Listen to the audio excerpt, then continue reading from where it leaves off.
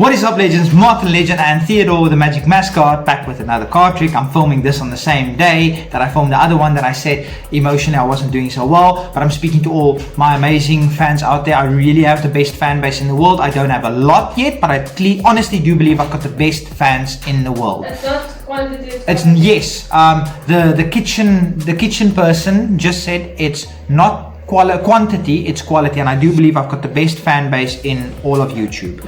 Okay, so if you're brand new to my channel, hit the subscribe button. If you're returning to my channel, if you've watched my content before, please hit the subscribe button. It really does mean the world to me, and you just became 2 inches taller and 10 times better looking by doing that. And if you're too tall, if you don't want to be taller, you just became 2 inches shorter. Whatever is the desire, you just became that by clicking subscribe on my video. That's a guaranteed scientific fact. Not really, but it is. Anyway guys, without further ado, let's get into the performance of today's card trick. Okay guys, so for today's card trick, I would go up to a spectator and I will shuffle the deck. And I will tell the spectator, I will just allude to the fact that there's something brewing underneath Theodore's feet. Now you might want to do that maybe with an envelope or something, but I've got Theodore. Theodore is the protector of all things that is cards and magic. And you don't mess with Theodore because he will probably take your girlfriend, and that's reality. So you don't mess with Theodore. So for today's card trick, you can go up to a spectator, you can shuffle the deck as much as you want. Spectator, would you like to come over here quickly? Do you have a moment? Okay, she's busy cooking some smells really delicious dinner. Don't lie, it's Asian stuff. Asian style, it still smells delicious. I don't enjoy Asian cooking necessarily. Okay, I've shuffled the deck a lot. It's really truly shuffled a lot, but would you like to shuffle it as well quickly? I know. Okay, just shuffle it right here that the people in, there we go, people in YouTube universe can see it. Okay, so now what I would like you to do is That's red. cut, yes, but that's a prediction. Cut the deck any way you like. Are you happy with that spot? Yeah. Okay, and now we're just going to put that sort of off to the side so that we know we can't interfere with it. Okay. Okay, so you cut the deck there, and I made that prediction earlier. Okay, so now what I'm going to do is I'm going to take this and I'm just going to like put it off here to the side, and then Theodore's going to come here. Theodore protected that. He's the protector of cards. What we have is the King of Spades. So now I'm just going to take these cards back and show you that the card you cut to is in fact the King of Spades. The bottom card, yeah. Yes. Anyway guys, if you want to learn how to do that card trick, you better stick around for the tutorial. A couple of things you need for this card trick. 2 decks. Yeah, well you need an extra card, but you can also, no you actually don't. You can also just write in an envelope a prediction. You can write the future and then put something in that envelope. It doesn't have to be another deck. You can just write King of Spades or whatever the case may be. But there is something you need for this card trick. You need a deck box that the back of the deck box resembles the cards. Because this King of Spades the whole time was chilling in front of everybody's vantage point, but nobody realized it because when I picked it up again with all the rest of the cards, it looked exactly the same. You do get them quite often, and the spectator was right here and she did not notice that. So then what you can do is you can shuffle the deck as much as you want. Really, you can shuffle. Every day I'm shuffling. That should actually be my theme song because I do magic card tricks every single day. And that should be, yes. Okay, but anyway, then you can shuffle the deck really as much as you want. You have this off to the side. Now there's a very specific reason why this is off to the side. There is a reason for that. Then what you do is you have the spectator shuffle the deck as well. It really doesn't matter how much they shuffle the deck. It's truly a fair amount of shuffling. Then what you do is you ask the spectator to cut the deck anywhere they like.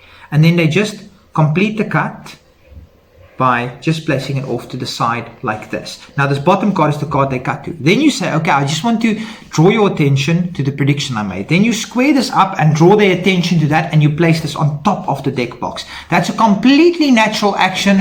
My spectator did not question that at all. I just placed it on top of the deck box.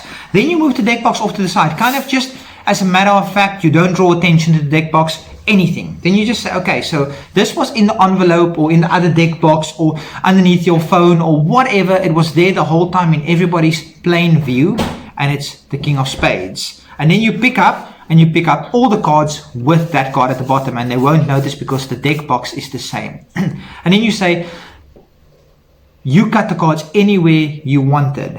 and I just want to show you that the card you cut to was in fact exactly the same card. And you watch the spectator kind of for a second lose their mind slightly. I was trying to figure out my card, like when I cut it, was it the bottom card? It was, It was definitely the card you cut to, because I could actually not care less what card you cut to, because there is things like this. I'm going to give you another quick tutorial. Why not? Yes, so I'm going to title this video 2 Tricks in 1. There is another way how you can force a card on a spectator. I haven't taught this before. You know what the top card is. Then you can shuffle the cards as much as you want. So let's say you shuffle the cards like this, and you shuffle the cards and you maintain that 3 of hearts at the top. And then what you do is you tell the spectator, okay, cut the deck and place the rest of the cards on top like that.